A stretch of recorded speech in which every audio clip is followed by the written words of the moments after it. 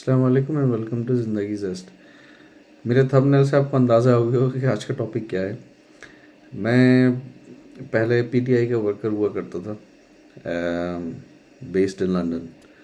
और पीटीआई छोड़ने का रीज़न जो था वो मैं आगे बताऊंगा कि उसके पीछे रीज़न क्या है और मैं पीटीआई की मुखालिफ अब इतनी बात क्यों करता हूँ। सबसे पहले तो ये जानने की ज़रूरत है कि पीटीआई की मुखालफत करने का मतलब ये बिल्कुल भी नहीं है कि नवाज शरीफ और जरदारी जो हैं वो बहुत अच्छे हैं, या और कोई ऐसी पार्टी जिसने पाकिस्तान को अब तक नुकसान पहुंचाया वो बहुत अच्छी है। ऐसा बिल्कुल भी नहीं है। पीटीआई से हमें बहुत सारी उम्मीदें थीं जो बिल्कुल भी वो उम्मीदों पर नहीं उतर पाई है। थोड़ा सा मैं अगर बैकग्राउंड बताऊं तो पीटीआई को बाकायदा तौर पे मैंने फंड डोनेशन दे दे के अपनी मेंबरशिप कायम रखी है, इंटरनेशनली रखी थी।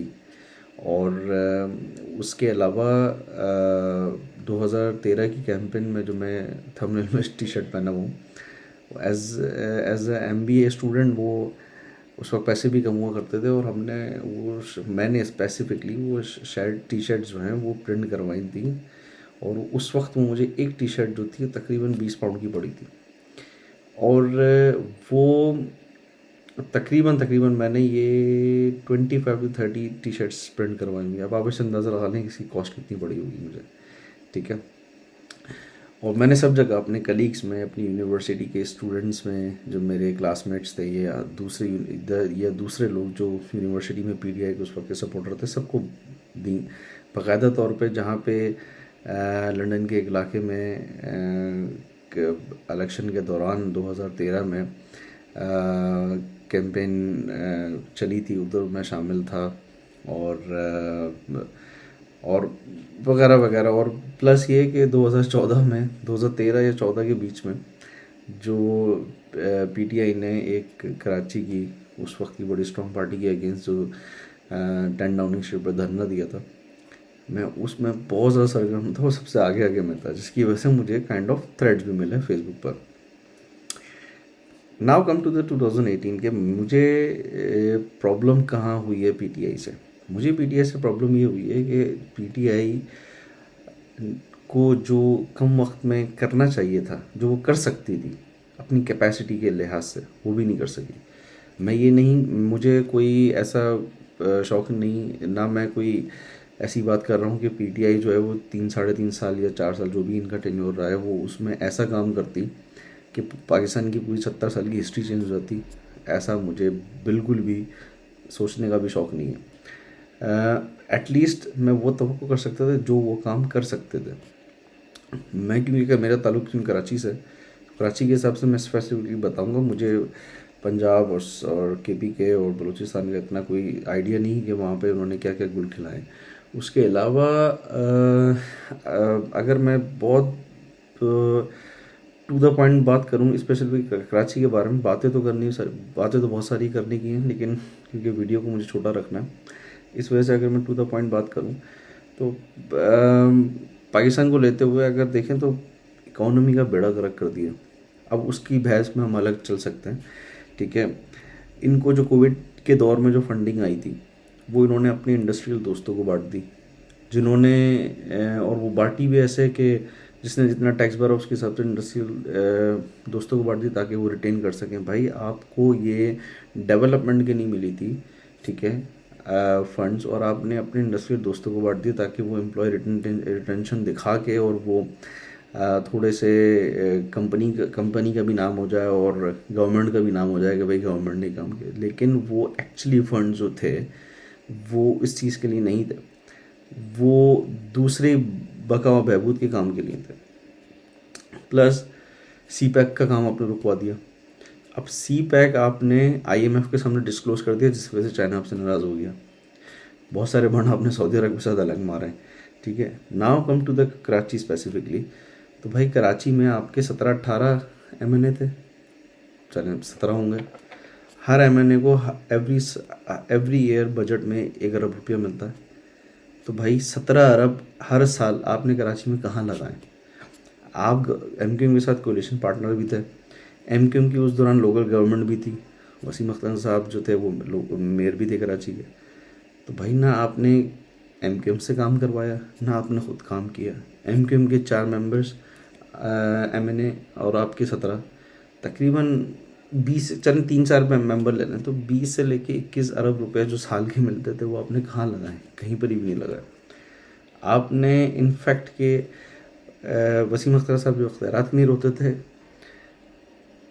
तो आपने अपने मातहत जो वज़ीर आज़म के मातहत वज़ीर आला काम करता है, उन तक को बदल नहीं किया कि भाई 18वीं तरमीम की वजह से अगर आप चलें सूबों को अख्तियारात दिया हुआ, लेकिन फिर भी आप कराची में करके आए, आपने कुछ नहीं किया। ठीक है। दूसरी चीज़, आपके जो इलेक्शन मैनिफेस्टो से रहा है शुरू से, स्टील मिल और पीआईए, स्टील मिल की अगर पीआईए की बात करें पहले, तो पीआईए को आपने और रिवर्स गियर पे ले गए। आपकी गवर्नमेंट में पीआईए का लाइसेंस मंसूख हो गया यूरोपीय यूनियन से, यूके से और ऑस्ट्रेलिया से, आई गेस अमेरिका से।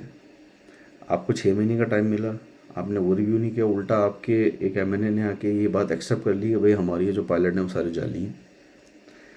तो जो असली भी थे वो भी बेचारे मारे गए। उसके अलावा आपको 3 दफ़ा 6-6 महीने के रिव्यू का मौका मिला है, आपने कुछ नहीं किया।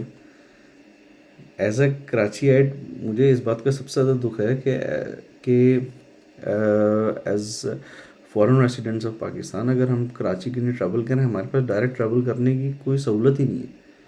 आप फैमिलीज़ के साथ हों, छोटे बच्चों के साथ हों, आपको कितना परेशानी होती है वो सिर्फ वही लोग जान सकते हैं जो इस तरह ट्रैवल करते हैं। कोई लंदन से आ रहा है, कोई अमेरिका से आ रहा है, कोई कहीं ऐसे दूर कंट्री से आ रहा है जिसको ट्रैवल अगर डायरेक्ट करना है बच्चों के साथ, तो वो ट्रैवल नहीं कर पाता है। ठीक है।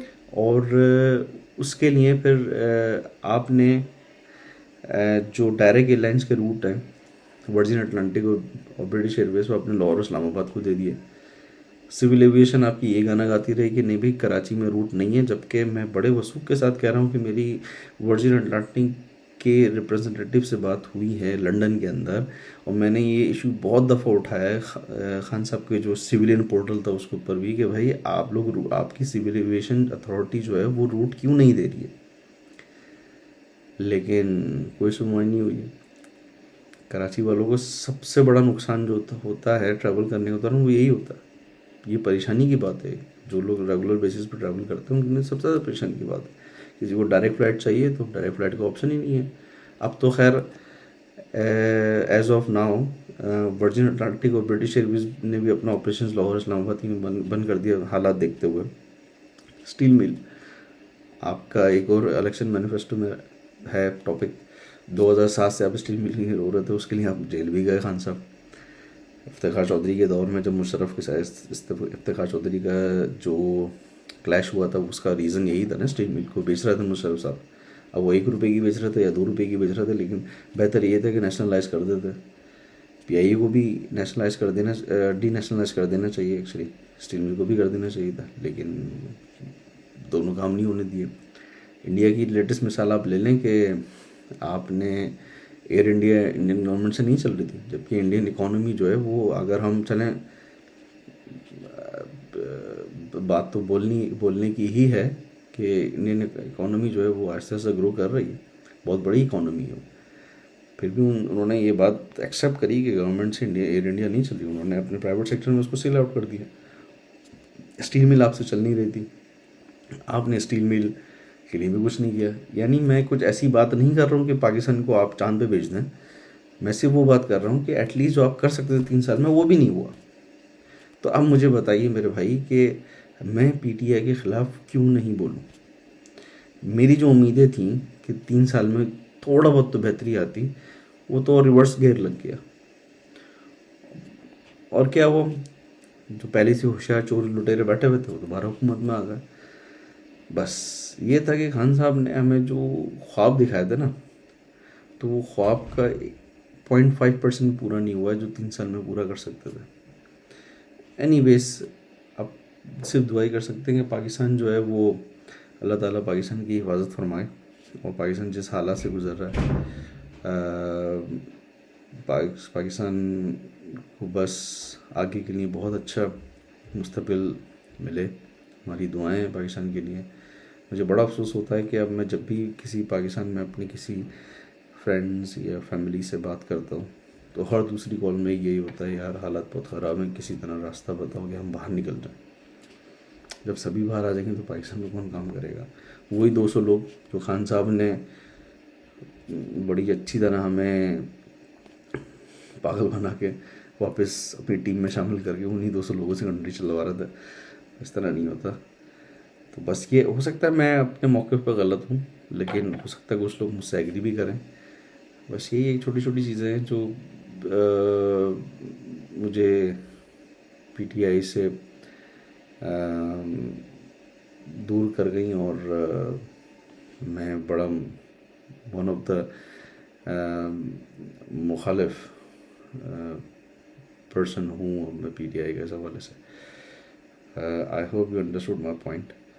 थैंक यू सो मच सुनने के लिए। अपना ख्याल रखिए। मसलाम।